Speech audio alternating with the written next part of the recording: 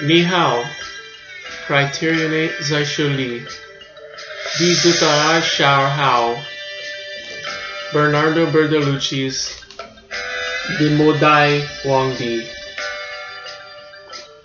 Well, I gave it a shot. Okay, I just had to give you some Chinese because you don't hear a fucking lick of it in this whole goddamn movie. Seriously. Is Bertolucci expecting me to believe that nobody spoke Chinese, that everybody spoke perfect English back there in the early 20th century, 19 whatever the hell this was set? I mean, you hear the guards chanting it every once in a while, and you hear the girl singing in the street at the end of the movie, but like the rest of the movie is just like, oh, the emperor. Yes, the emperor would like to have a bath. Oh, no, she's my wet nurse. Oh, no, she's not my wet nurse. She's my butterfly. And I'm like,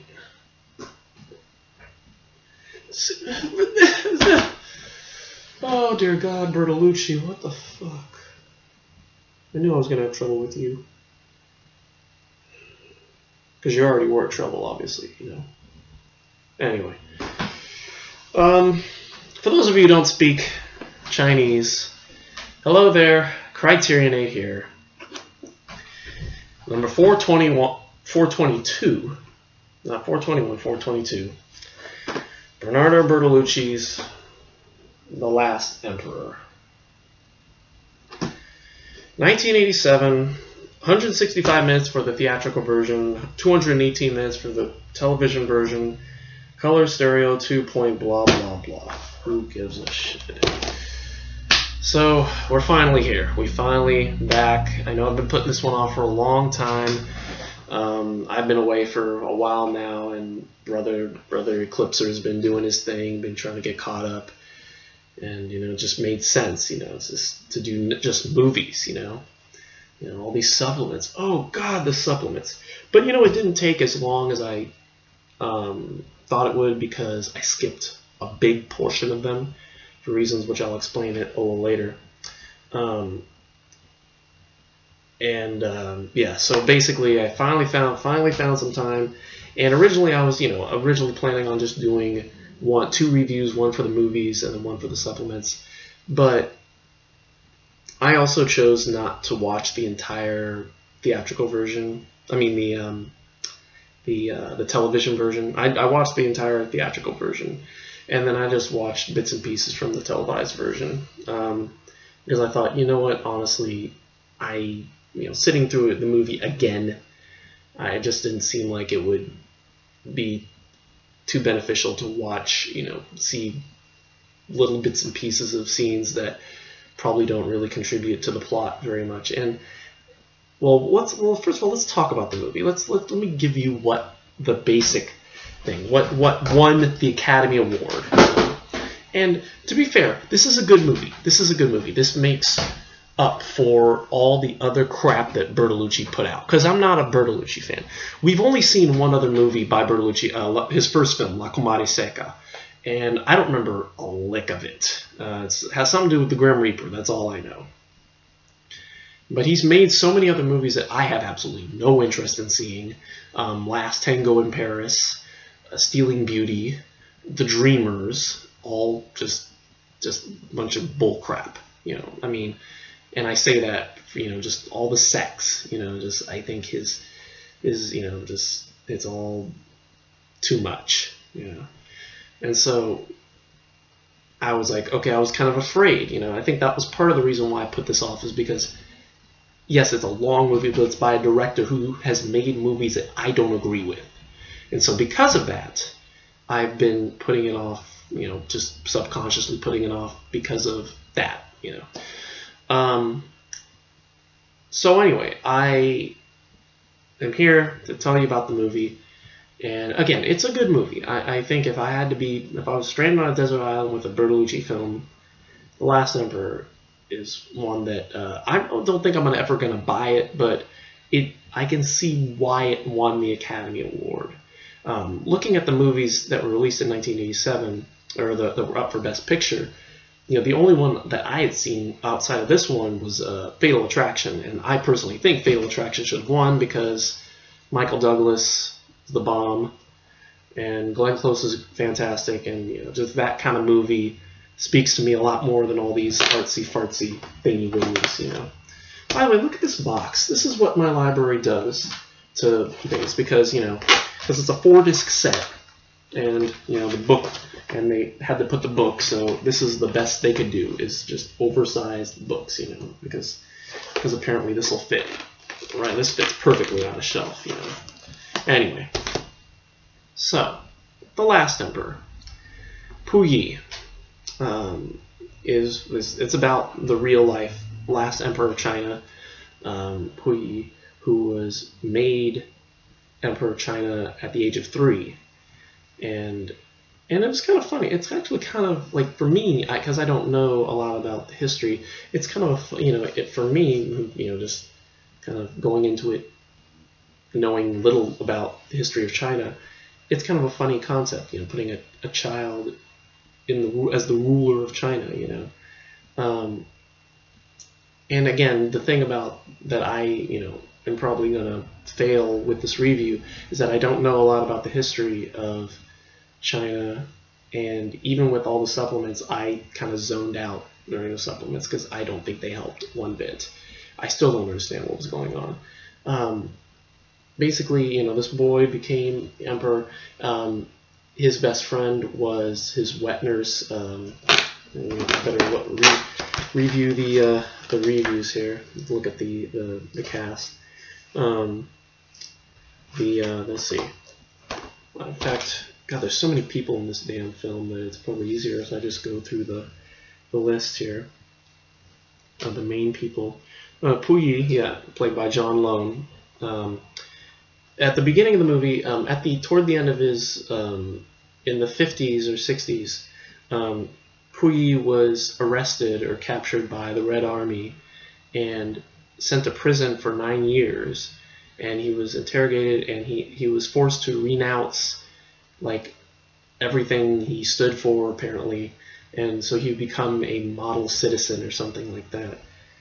And so the movie kind of cuts back and forth between his time in prison and, you know, his childhood growing up. And so we see him growing up, and he's with his, you know, younger brother, and you know he eventually gets married at the age of like 17 or 15 or something like that. And he actually ends up having 2 wives. He has a mistress, and at one point, you know, his English tutor finds out that he needs glasses because he tries to run away on the roof, and he can't see his tutor's hands. His tutor, Reginald Johnston, who's played by Peter O'Toole, who we remember from was The Ruling Class. And so for the rest of the movie, Puyi is confined to spectacles. And so I think when he turns like 18 or 19, he's ousted from the army. I guess because it has something to do with like Manchuria and the fact that he's Manchurian or something. And so he's exiled from his kingdom, and he's forced to live in, gosh, what is the name of that place? I don't even know the name of it. That's how bad I am with this movie. Where is he forced to live? I have to look this up. God, that's how bad I am with names sometimes. He's forced to live in Tianxian, and at one point he becomes the ruler of Manchukuo. However, he's basically a puppet, you know, and his right-hand man, or like his, you know, assistant, is a guy named Amakazu, played by the great Ryuichi Sakamoto. And honestly, I don't know his role. I call him his right-hand man, but it seems like he's kind of like a director of sort, assistant director of some sorts. And it was a trip to hear Ryuichi Sakamoto speak English. I've always heard him speak Japanese, and in all the, you know, interviews I've seen him with, and you know, his music. And so to hear him speak English is a trip and a half.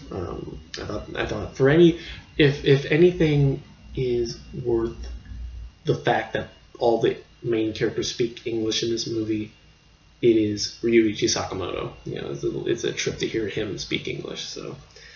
So anyway, where was I? Oh yeah, so his wife, so one of his mistress ends up leaving him. Wang Su leaves him because she doesn't feel loved anymore, and she thinks then his main wife Wang Zhong wants a child, and she ends up having sex with his driver Chang, and but the baby ends up dying or something, and so eventually he gets arrested, and he goes through this 9-year process of reforming, and he ends up, and when he gets out, he just basically lives a citizen's life as a gardener. And one day he sees, like, when the Red Army does a parade, puts on a parade, and Mao Zedong is celebrated. He finds out that one of the people who helped him reform is arrested, and they try to tell him that he's a good person, but they don't believe him. And so, anyway, at the end of the movie basically ends with him visiting the site of where where his throne, and this little boy who he tries to sit at the throne, and this little boy chides him, hey, you can't sit there, it's reserved for the emperor. He's like, oh, I used to be the emperor, well, I'll prove it. And so he goes behind the throne, and he pulls out this little vial. Earlier in the movie, when he was 3 years old, he's given a present to he hears this cricket, and one of the men has a cricket that he gives to the emperor, and apparently the emperor still knows where the cricket is, has hidden the cricket behind the throne, and he gives it to the boy, and it's like the 60-something-year-old cricket that's just still alive. It may not be, it's not chirping anymore, but it's still there, And so it's a really trippy way to end the movie, and then the movie ends with the present day with a tour showing the throne, and just like, oh, his life is summed up in a few sentences. Oh, he was born, he ruled for this time, and he died on this day, and that's it. And so, yeah, it's a good movie. I thought it had a lot of enjoyable scenes. Again, Ryuichi Sakamoto is fun to watch.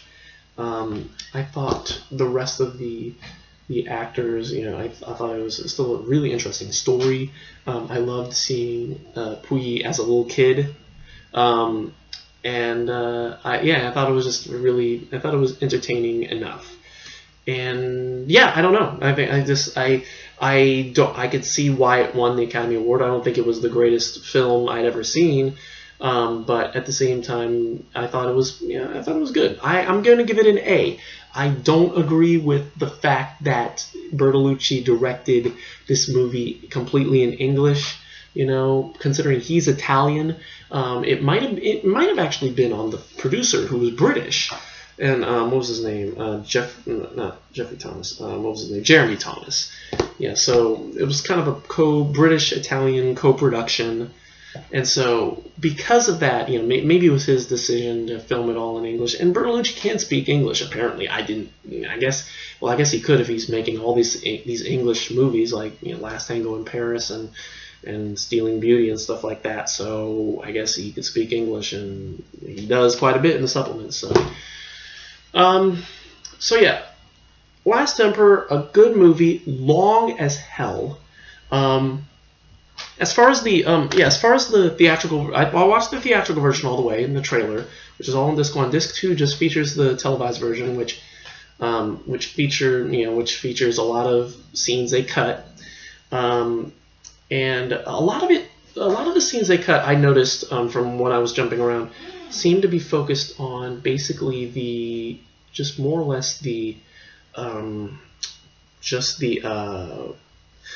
scenes in the prison. A lot of that was cut out, apparently. There are also some scenes with Peter O'Toole that were cut, that were shortened. Scenes that were shortened too. Scenes that I noticed went on a little longer in the televised version than in the theatrical version. Some dialogue with the mistress and the wife as well. And that's basically it. So I feel like, I guess a lot of what they cut out was probably just, again, what they cut out was supplemental to the plot. So that's the decisions they made. So there you are. So anyway, so yeah, there's that, and let's see, supplements. Oh god, so yeah. So again, it was a little easier because I had to skip. I kind of passed on a few of the supplements. Excuse me. There's a 53-minute film called The Italian Traveler, Bernardo Bertolucci, made by Ferdinand Moskowitz, which features Bertolucci like jumping around to different locations and talking about where he was and all that. The first few minutes you see a cow taking a piss, so I'm like, oh boy, that's great. And but I kind of checked out once they started showing scenes of Last Tango in Paris, and I'm like, okay, I don't want to see this, so I just trust that it's whatever, you know. And then there's another film called The Chinese Adventure of Bernardo Bertolucci, which is 51 minutes.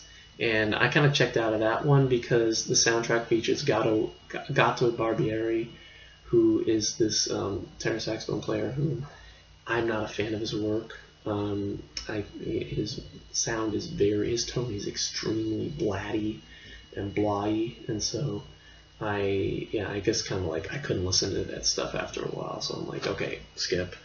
There's a short little film of images that Bertolucci filmed while he was preparing for filming in China.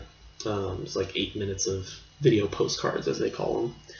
Then there's also a new 45-minute documentary made exclusively for Criterion produced, featuring what were their names? Featuring Vittorio Storaro, who's the cinematographer, Gabriella Cristiana, who was his editor, James Axon, who was the costume designer, and Gianni Silvestri, who's the art director.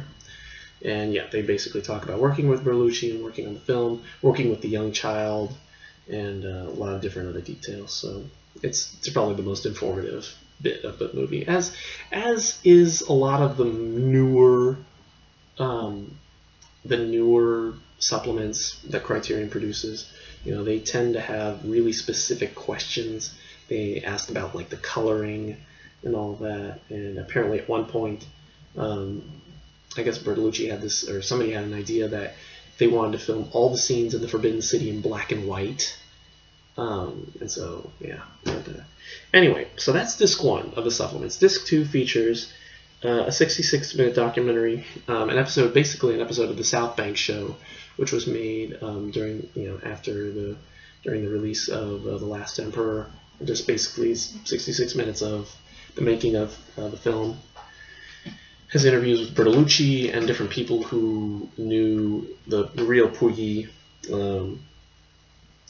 There's an episode of Face to Face from 1989 with Bertolucci after he won all the awards, and he talks about that. And there's an interview with David Byrne from Talking Heads, who he did the score for the music, along with Ryuichi Sakamoto. He did a fantastic soundtrack, by the way. And so I was looking forward to that. I love David Byrne. I love him mostly from the Talking Heads and his own solo career too, and the stuff he did with Brian Eno, the album My Life in the Bush of Ghosts. So to hear that he was working on this soundtrack, I thought it was really cool. I guess they got together because Bertolucci saw Stop Making Sense, and he really enjoyed the concert aspect of it. And so there's that. And there's also a new 45-minute interview with a cultural historian, Ian Burma, where he talks about basically the history behind the film, so behind what was really going on in that film. And that's basically it. So thank God it's over. Last Emperor, not a bad film, but seriously, I would have really preferred to have read subtitles the whole time. I really would have. It would have made so much more sense and just felt way more accurate to me. So anyway, so we're back. We're back. Thank you for being patient. I hope the Eclipser has been taking care of you. But we're back. We're back now. I don't know what my schedule is right now because as I film this, it's almost the night before Christmas Eve. And so, we'll be uploading this, shortly, a couple minutes after. So you probably won't see it until, a few minutes after Christmas Eve. And so, So for now, I'll just want to wish you all a very Merry Christmas if you celebrate Christmas, Happy Holidays, Kwanzaa, whatever you celebrate. Hanukkah if you celebrate that. And even Festivus if you celebrate that. I know today was Festivus for some of us Seinfeld fans. So anyway, but we're getting off track. Movies. I got some Criterion here. I got Walker. I got Mafioso. I got Antonio Gaudi. I got The Ice Storm. I got Death of a Cyclist. I got Criterion. I think I'm ready for the next week. So I don't know if the next week is ready for me. So anyway, so I may do Walker tomorrow. I don't know. It's Christmas Eve, and so I don't think I'm probably just gonna need to spend the whole day getting caught up with Christmas movies I haven't been watching. I need to watch with my family, and so I want to probably just do that instead. But if I do, you may never know. I may do Walker anyway. I may find time for it. It's not a long one. It's only a disc. It's only a disc worth. Movie's 94 minutes, and looks like there's plenty of supplements, so that may be the deciding factor. But yeah, I'm like 90% sure I'm probably just gonna wait and do Walker until Tuesday. We'll do it Walker Tuesday. So yeah, I'm thinking. Let's play it by ear here. Tuesday Walker. Wednesday probably we'll do Mafioso. No, I'm thinking actually Wednesday we won't have time for Mafioso. So Thursday Mafioso, and then Friday. No, not Friday. Friday we will not have time for a review on Friday. Saturday though, we'll do Saturday.